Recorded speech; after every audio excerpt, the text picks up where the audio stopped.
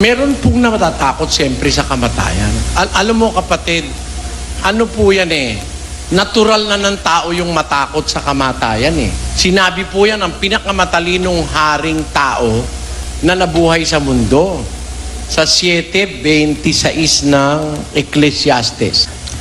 At nakasumpong ako ng bagay na lalong mapait kaysa kamatayan. Sa makatwid bagay ang babae. Sabi po ni Haring Solomon, nakasumpong ako ng bagay na lalo pang mapait kaysa kamatayan. So, ang kamatayan po mapait. Dahil sa pait niyan, maguni-gunita mo lang na yung asawa mo mamamatay, you fear for him. Di ba ho? Magunita mo lang yung magulang mo mamamatay, malungkot ka kung mahal mo magulang mo eh. Eh lalo na siguro kung ikaw na mamamatay, lalo ka sigurong natatakot. Pero, alam nyo kapatid, meron pong hindi natatakot sa kamatayan. Kagaya ni San Pablo, pakinggan nyo sa 20:24 ng Gawa. Datapwat hindi ko minahal ang aking buhay, nawaring sa akin ay mahalaga. Maganap ko lamang ang aking katungkulan. Ayon, alang-alang sa tungkulin niya, hindi ko minamahal ang buhay ko, nawaring sa akin ay mahalaga. So, hindi siya takot mamatay, maganap niya lang po yung kanyang tungkulin. Ha?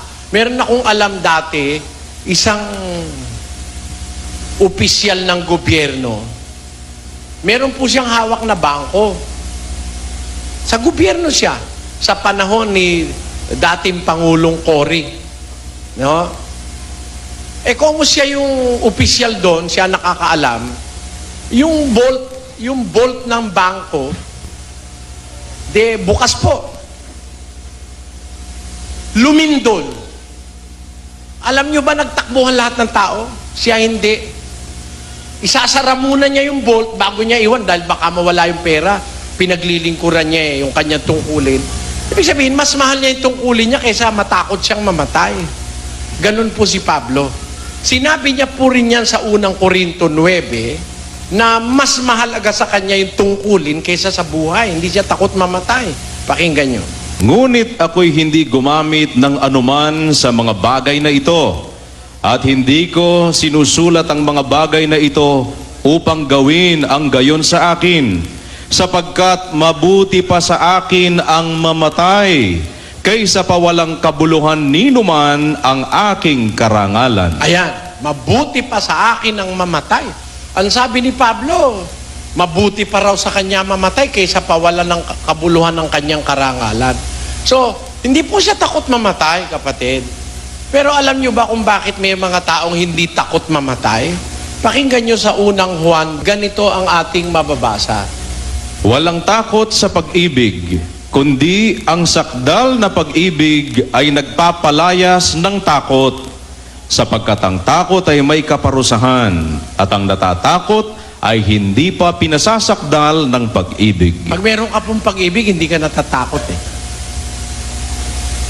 May pag-ibig ka sa Diyos, kung gusto ka na ng Diyos na kunin, ba't ka naman matatakot? Yan po. Pero natural po sa taong natatakot siya sa kamatayan. Pero pag nataniman tayo ng pag-ibig, pagmamahal sa Diyos at saka sa kapwa, hindi ka matatakot mamatay. Tanyo po ako, hindi ako takot. Alam niyo ko kung takot ako, hindi na ako magsasalita. Kaya ako po'y takot mamatay, hindi na ako lalabas, kapatid. Na-under surveillance ako eh. Kaya masasabi natin, hindi tayo dapat matakot mamatay kung wala tayong ginagawang masama. Ang masama, gumagawa ka ng masama, pag doon ka namatay, ay kawawa ka po dahil pagdating ng araw ng paghuhukom, pananagutan mo sa Diyos yung masamang ginawa mo. Yun po, dapat bago tayo mamatay, maghanda po tayo na mamatay man tayo sana, kung tayo mamatay tayo na gumagawa tayo ng kabutihan sa Diyos at sa kapwa. Yun po.